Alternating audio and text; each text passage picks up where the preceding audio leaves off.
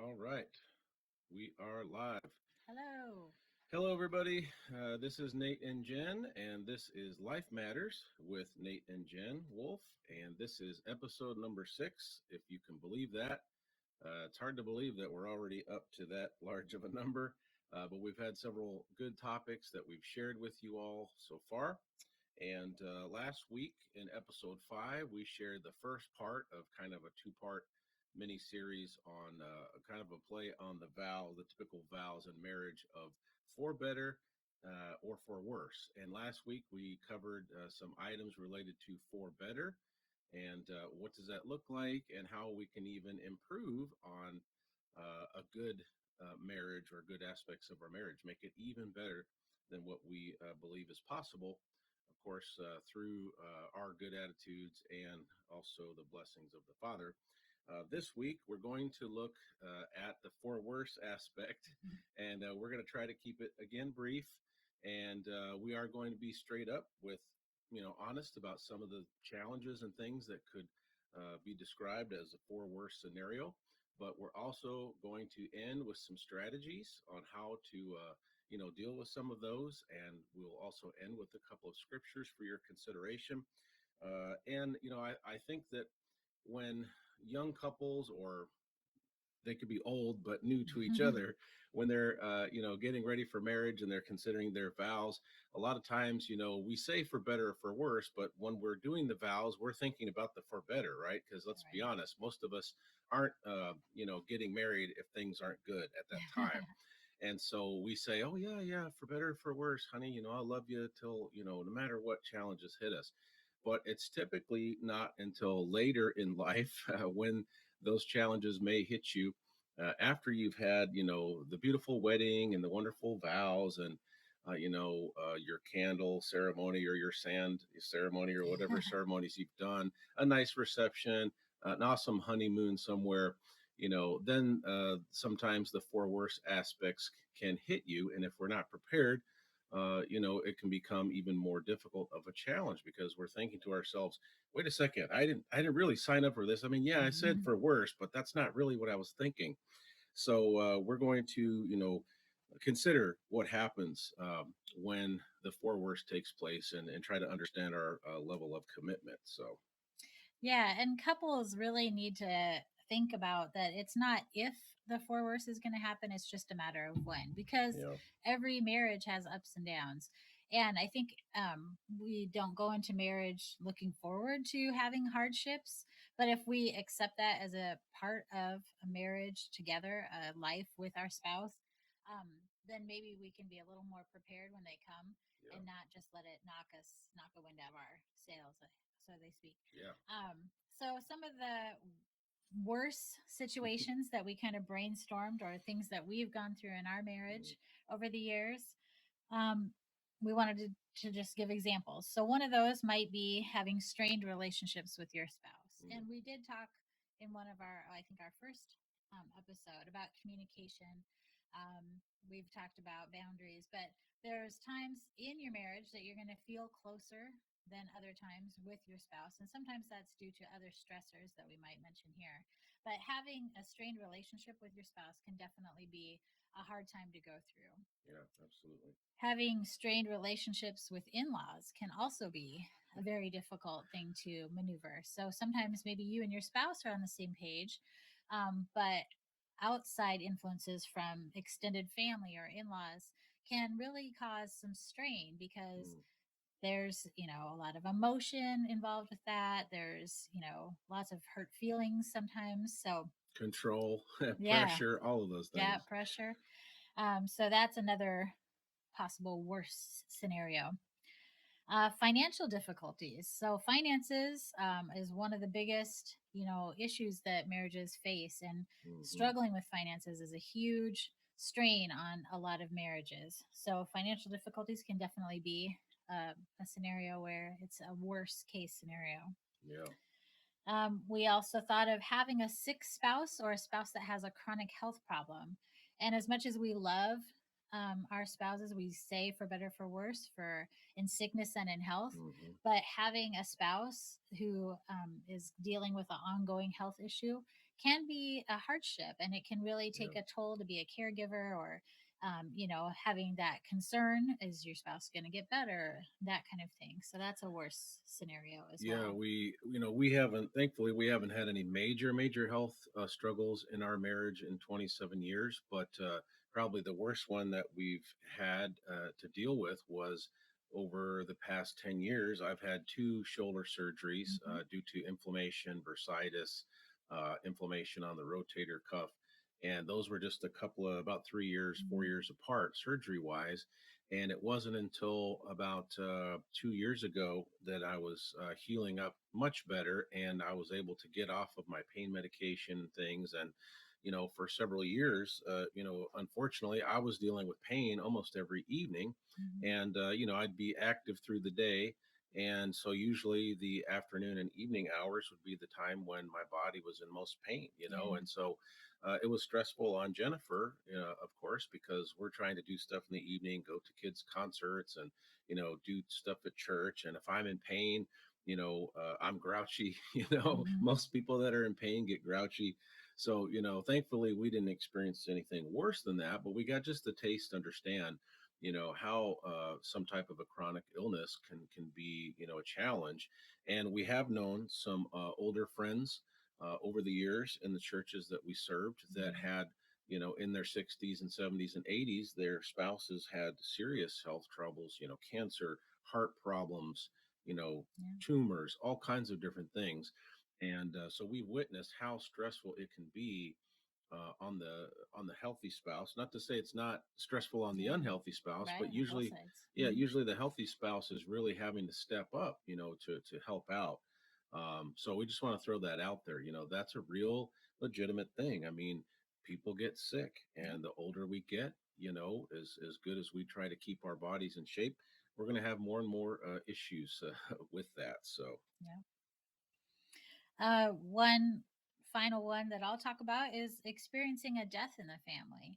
So, of course, death and loss is just hard all the way around. mm, And coming to grips with losing a loved one can really put a strain on your marriage. It can be a valley to go through that loss and find a new normal. And so, whoever that person might be that you mm, lose, depending on if it's I know their child, yeah, or maybe a parent on one of the sides or the other, or just anyone really, it yeah. can affect the marriage and put an added strain. Sure, definitely. And some of these are interrelated as well. Sometimes a death in the family can put a financial strain on you as well. So now Mhm. you've got, you know, multiple factors that are can be stressors that can be part of that four worse scenario. Right. Loss of a job or income is certainly a huge stressor. It could be considered part of the, worst case scenario. And that could mean just you got laid off, or a business closed and you weren't employed there anymore. It could Mhm. be like our situation where things were going well for over 7 years, and I was fired suddenly, from the church that I was ministering at. And that for us, we can certainly speak to that experience, that all through this year we have had various financial pressures and bills, and just the different things that we were concerned about and trying to take care of, and having much less income than we've had most of our married life. That's a huge challenge, and so financial stuff can be a really big strain on, and it trickles down too. It's not just affecting the spouses, but any kids that are in the home, or the extended family that are aware of the pressure. It just kind of adds to it. Maybe relocating, even relocating. Let's say you got a new job and you're excited for the new job. Maybe it's even more income, but having to relocate, whatever the reason is, whether it's a good reason or a bad reason, having to uproot your life and start new. And maybe you're far away from family, maybe you're far away from friends, and your kids have to start over sometimes in school. Even if they're in homeschool, it's a whole new environment. Any Mhm. any field trips you take, it's new, it's a new place. So that can be much stress on the marriage. Yeah, big adjustments. Yeah, definitely. And we understand that too, because in ministry we've moved, 2 or 3 times. And so yeah, Hmm. having difficult parenting issues with one or more children. We have four children, the oldest one's been in our home for 21 years before he finally decided he was going to move out and kind of start his own thing. And three of them are still under our roof, 19, Mhm. 17, and almost 16. And so we certainly understand that when you have difficult parenting issues with one or more children, it can be so challenging, and it can be a stress on the marriage. Yeah. And also, Satan can use that. He can attack spouses in a number of ways with Mhm. finances or whatever, but he can also attack us through our, bad things happening to our children. Right. I Eh, was just going to Yeah. say, as great, I mean, our kids are great. We love them. But every kid that you raise is going to have stuff. And, Mm, um, helping them through whatever hardship, whatever decisions, if they've made mistakes, that can take its toll on a mm, marriage as well. yeah. Being on the same page with your spouse, or just, that's additional Yeah. stress that you're having to face. Yeah, and let's be honest, through all of these different things, sometimes spouses will be on the opposite end of the spectrum on how they want to deal with it. If it's a Hmm. financial thing, well, I think we should do this. Well, I feel like we should do this over here. Or if it's with the child, sometimes you have one parent that still just really has a soft heart, and the other parent's like, I'm just kind of sick and tired of this. We need to put our foot down. So there can Yeah. be, that can be a challenge for the marriage as well. Hmm. And that fits into, we have on the list here, spiritual attacks. And really, all of these physical challenges can actually be a spiritual attack. It's just manifesting in the physical, but we know, those spiritual forces and wickedness and high or heavenly places. They're at work. They Yeah. want to discourage us, particularly believers. Yep. And then the last one we'll address here on the list is dealing with enemies. And, you think, wow, dealing with enemies. Hmm. Well, let's be honest. We have different enemies in our lives, whether it's from a job, whether it's from somebody at school. Our neighbor could be an enemy. And it's not that we're out there looking for enemies, but, again, we're speaking from our own experience that, some people consider us their enemy, and we haven't even talked to them in 15 months, like we've moved on and we're doing other things, and some people still will see us for whatever reason as their mortal enemy. And so, you never know what kind of things you'll have to deal with. It could be, hurtful comments on social media. It could be running into someone at the grocery store and maybe they, just give you a dirty look or something. Sometimes enemies could be related to, maybe someone that's, I guess, against your kids or something. It could be Hmm. just someone from school, that's Yeah. giving them a hard time. So, those things are very stressful because most of us don't like conflict. Jennifer and I are the same on this. We both very much do not like conflict. If we could do anything to avoid it, most of the time we'll just turn the other cheek, look the other way, overlook an offense. But sometimes there's conflict, then you just need to deal with it. So, Yep. but it's always stressful. It's never easy, right? Right. Okay. So we've talked about, the worst, some of the worst case scenarios, and there might be some others that you've thought of, but those are kind of the ones that came to mind. But we don't want to just leave it at that. We wanted to Absolutely. talk about some strategies. So since we've said that the worst things, some of these worst case scenarios are going to happen in your marriage, how can we be equipped to deal with those? So one of the first ones that I thought of was to keep your sense of humor. Mm, Really, I mean, when you're dealing with stress and you might be grumpy, you might be sad, you know having time to laugh, mm, making time, if go watch some clean comedy, yeah. or I don't know, some animal videos or Yeah. something silly. But having the time to laugh and laughing with your spouse is even that much better, Yeah. because a merry heart is like good medicine. And Absolutely. we need to have some light heartedness in our life, especially when we're facing really difficult times. Yeah, for sure. And another strategy for dealing with the worst is having trusted people in your life that you can turn to when there's challenges. And that could mean as a couple. maybe it's another couple that you trust, that you respect, that you can say, hey, we're really struggling with this over here. Or even just as individuals, Mhm. the husband or the wife might have a close friend that they say, hey, we're really being faced with some challenges. Things have been tough. Can you pray for us? Can you just be my listening ear? I just need to get some stuff off my chest, and like, look for some positive reinforcement on Yeah. how can I help better the situation. That's so important, whether you're married or not, but certainly, if you're married and you have people that you can turn to like that, even some mentors or just those who listen well, that's going to go a long way to helping you in Yeah. your struggle.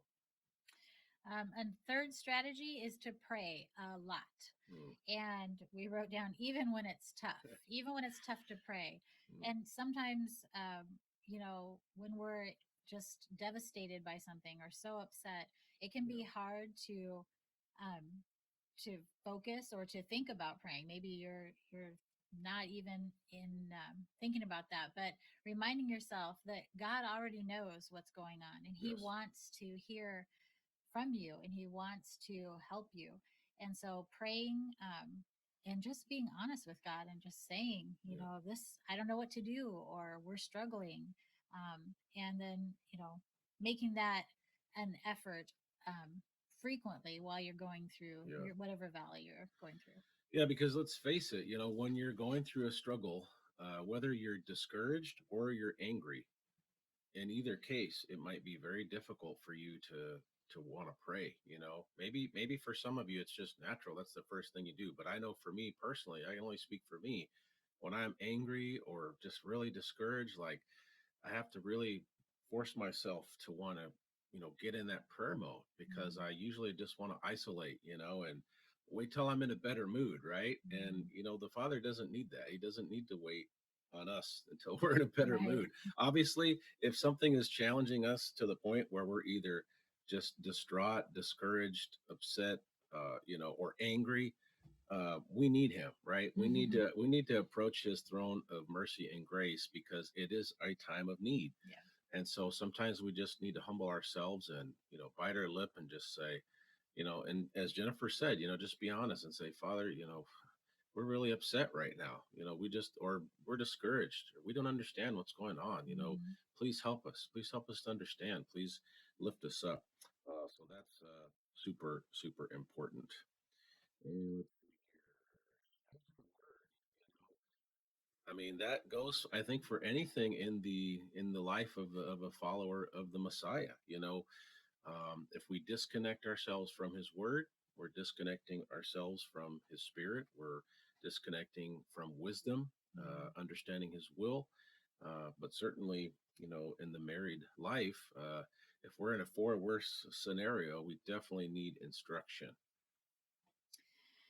Um, Another strategy is to remember that your marriage has an adversary. So Satan does not want you to stay with your spouse. Mm. Satan wants marriages to fall apart. Satan wants um, couples to be at odds with each other. And remembering that, and just having that spiritual awareness that sometimes these things that we're going through are spiritual attacks, like Nate said earlier, especially when it seems like it's one after the other coming from every direction. We've Mm. had that situation where it's like, what else could go wrong? I mean, Yeah, we look at each other like, are you serious? Like, it seems like everything is coming from all directions. And then we stop and say, oh, yeah, this is spiritual. Um, yeah, I mean, sometimes we're a little dense, so it takes us a minute to yeah, figure it out. But knowing that Satan wants us to fall apart and he wants us to give up, and knowing that reminds us that God is in our corner and he will bless our marriage, and he wants us yeah. to stay together and persevere. Yeah, and sometimes, let's face it, as spouses, when we're in an argument with each other, we're automatically seeing our spouse as the enemy. Mm, And we have to remember that true. it's actually Satan. He is the adversary Yeah. of the people, of the Creator. And so, with that, we need to remember that we're actually on the same team. You and your spouse are on the same team, and your family is on the same team. And so, how do people strategize in war?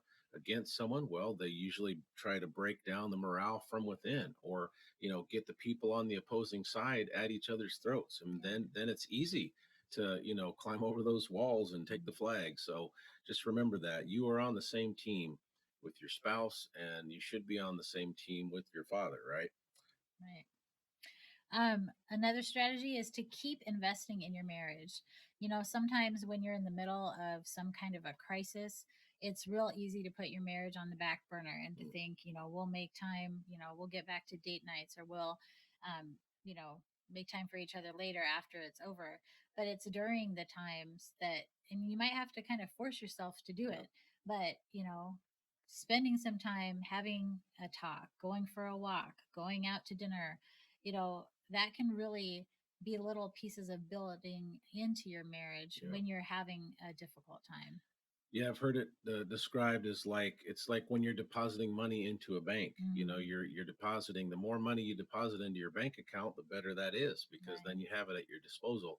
And so, if you think of your marriage as a bank, and so the things that you do to invest in your marriage, whether it's kind words, whether it's acts Mm-hmm. of service towards your spouse, whether it's communication together, regular communication, or date nights or whatever, you're making a deposit. You're investing, and that's going to it's going to bring rich dividends for your marriage. Yeah. And I think that the longer we're together, sometimes there's this false sense of security to where to say, well, we've been married 30 years. Well, that's wonderful, hallelujah.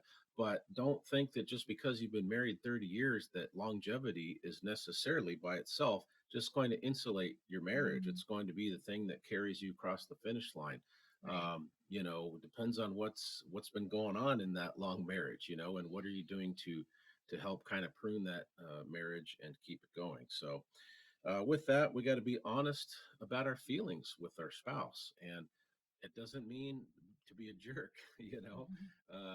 but we have to. Sometimes communication breaks down because maybe one spouse or the other isn't sharing their true feelings, and so another spouse is kind of reacting or planning, based on what's been brought forth in the conversation, and they might not know exactly how you feel, or sometimes they a certain spouse needs the other person to be more direct and just say, well, here's how I really feel about that. Oh, really? Okay. I didn't understand that. I thought we were on the same page with that issue.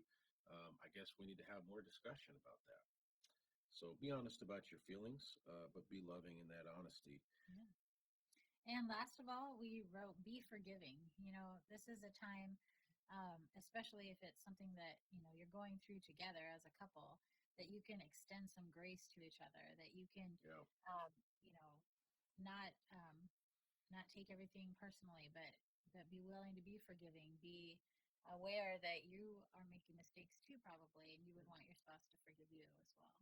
Yeah, the forgiveness, if you're stuck in your marriage on whatever this issue is, in your finances or with your in-laws or with something that your kids are struggling with, if you have lack of forgiveness, it's not going to reopen the communication. It's not going to help you to get past that Mm-hmm. issue. But if you have forgiveness and compassion towards your spouse, and also honesty with yourself, okay, I didn't handle that so well. My tone wasn't great either. Mm-hmm. I was kind of being a jerk. When we forgive our spouse and both spouses are forgiving and humbling themselves, then you can come back together and you can say, all right, let's take another look at this. Here's what we can do to move forward in a more positive direction. And sometimes we don't have all the answers, but it's just taking some action, appropriate action, Mm-hmm. gaining some ground that makes the difference. So we want to leave you guys with two scriptures to consider. One that I'll read is from Ecclesiastes chapter 4, verses 10 through 12. And we actually read this as part of the For Better video from last week, Mm-hmm. because there's, I think, good and bad elements in here, or better or worse. But it says Ecclesiastes 4:10, it talks about two, and it says, if one falls down, or if they fall, the one will lift up his fellow, but woe to him that is alone when he falls. In other words, if one person falls in that marriage, the other can help them up. Mm-hmm. And it says, if one prevail against him, two shall withstand him.